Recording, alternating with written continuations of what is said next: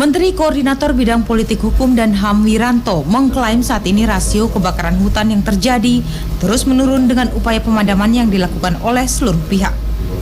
Bahkan di beberapa titik seperti Riau, jarak pandang mulai normal dan pesawat penerbangan sudah bisa mendarat dengan aman.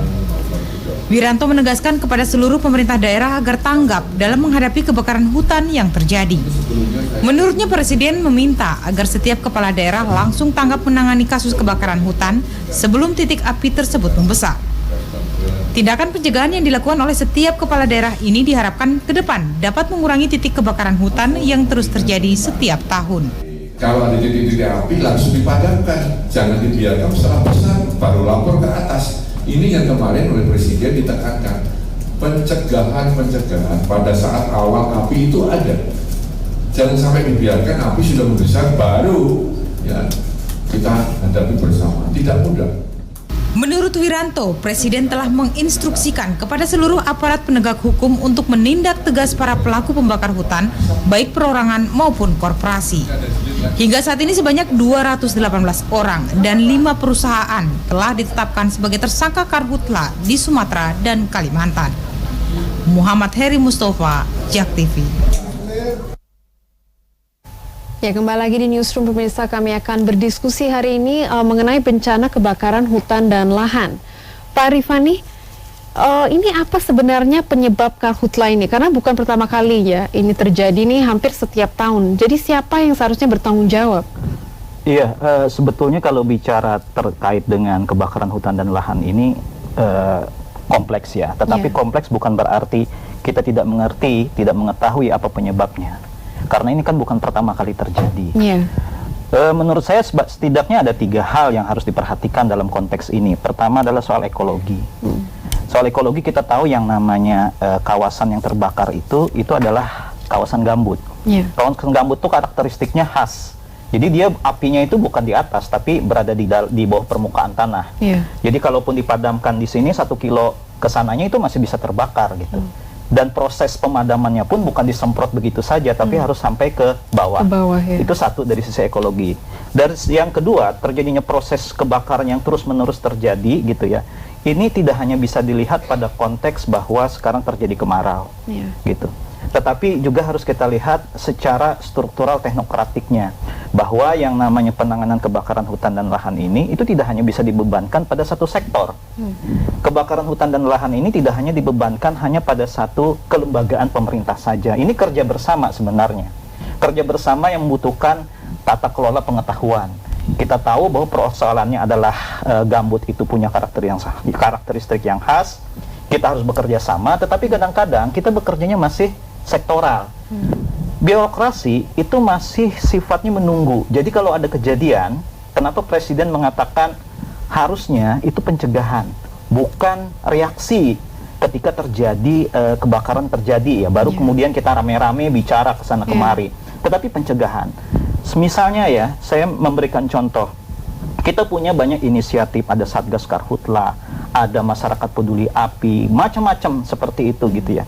Tetapi kadang-kadang itu hanya digerakkan ketika terjadi kebakaran hutan dan lahan. Sebetulnya organisasi-organisasi komunitas ini itu bisa didorong untuk melakukan pencegahan. Misalnya pendidikan, menata kelola gambut dan segala macamnya gitu. Itu yang harus dilakukan. Yang ketiga menurut saya adalah terkait dengan penegakan hukum lingkungan hidup.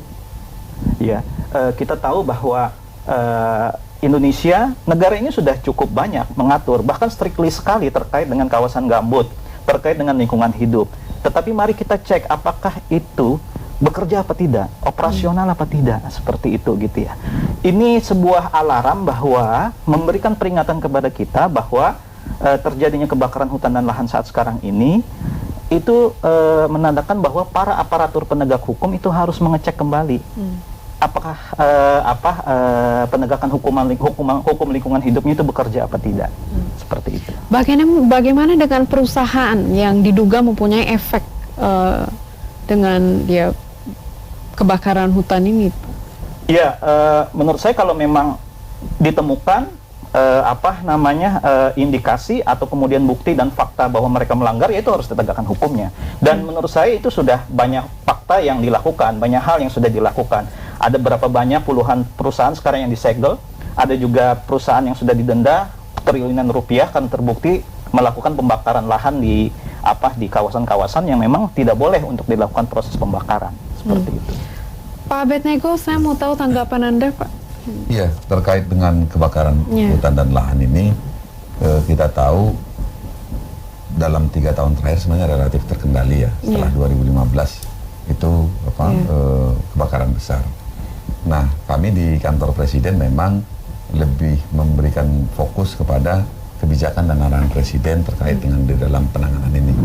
Nah, sebenarnya sejak 2016 Presiden sudah memerintahkan untuk dilakukan restorasi gambut. Makanya ada Badan Restorasi Gambut kan di tahun 2016. Kemudian juga Presiden mengeluarkan instruksi untuk moratorium izin di kawasan hutan alam dan gambut, dan kemudian juga moratorium izin untuk perkebunan kelapa sawit. Nah, artinya secara kebijakan umum itu sudah diarahkan untuk bagaimana gambut kita ini bisa dilindungi dan dikelola, gitu ya. Nah, tapi pertanyaannya, loh kenapa terjadi lagi, gitu ya? Ada beberapa hal yang perlu mendapat perhatian kita. Pertama itu memang membakar dengan membuka lahan dengan membakar, itu insentif ekonominya besar sekali. Insentif ekonomi saya maksud itu murah. Ini memang yang menggerakkan semua aktor di lapangan yang mau membuka lahan itu dengan membakar. Ya, itu yang memang akhirnya beberapa penelitian mengatakan minimal itu 1/5 dari biaya normal. Jadi sebutlah kalau misalnya biayanya 5 juta per hektar, ya kalau 1/5-nya mungkin 1 juta. Tapi kan orang tidak membuka 1 hektar, 2 hektar. Tapi ada yang 10, 20, kalau yang perusahaan bisa ribuan hektar.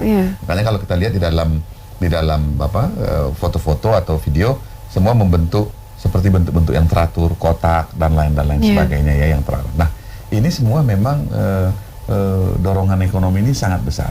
Di sisi lain kita tahu bahwa kapasitas pemerintah juga terbatas. Terbatas dalam arti tidak semua wilayah itu pemerintah punya kapasitas untuk mengawasinya. Kita tahu misalnya gambut kita ini salah satu terluas di dunia gitu ya, salah satunya gitu. Nah, ternyata di dalam situasi lapangan tidak semua juga jelas siapa pengelolanya, apakah masyarakat, apa pemerintah, apakah perusahaan. Ya, jadi peraturannya sendiri masih sehingga ini juga menjadi celah untuk bagi pelaku untuk terus melakukan itu karena memang tahu ada gap kapasitas di dalamnya.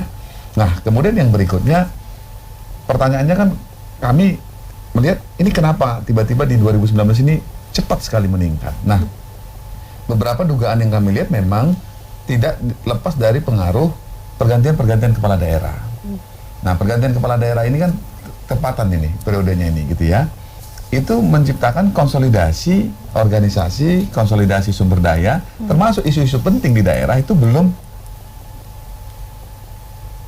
dengan baik ya. Misalnya sampai ada keluar bilang, lah kok ini kepala daerahnya malah di luar negeri, gitu loh. Artinya itu memang menunjukkan sensitivitas terhadap isu ini. Si kepala-kepala daerah yang baru ini, gitu ya, itu belum cukup cakap dengan. Sehingga ini ditambah memang kemarau kita lebih kering dan panjang gitu ya. Ini membuat situasi itu memang menjadi berakumulasi gitu. Jadi apa yang disampaikan tadi oleh Bang Rifani itu benar adanya dalam konteks situasi di lapangan tadi. Nah, memang di konteks penegakan hukum sudah terjadi, tapi kami melihatnya juga memang ada yang mengatakan penegakan hukum itu salah satu yang paling penting itu efek jerahnya. Kalau dilihat dari konteks ini berarti efek jerah belum menguat gitu ya, sehingga orang masih melihat ini ada peluangnya untuk ini gitu, dan artinya penegakan hukumnya perlu ditingkatkan di dalam konteks ini. Tapi saya mau menanggapi sedikit dalam situasi hari ini. Kita dalam situasi krisis. Artinya krisisnya harus kita jawab. Makanya Presiden kemarin memerintahkan untuk waterbombing, untuk kemudian hujan buatan, dan kemudian pemadaman di lapangan, lakukan penegakan hukum gitu, penangkapan gitu ya, penyidikan, dan kemudian juga tentu bagaimana mengurangi dampak masyarakat yang terkena dampak asap. Pak, kami akan diskusi lebih lanjut tentang upaya pencegahan setelah jeda yang satu ini. Pemirsa, tetaplah di Newsroom.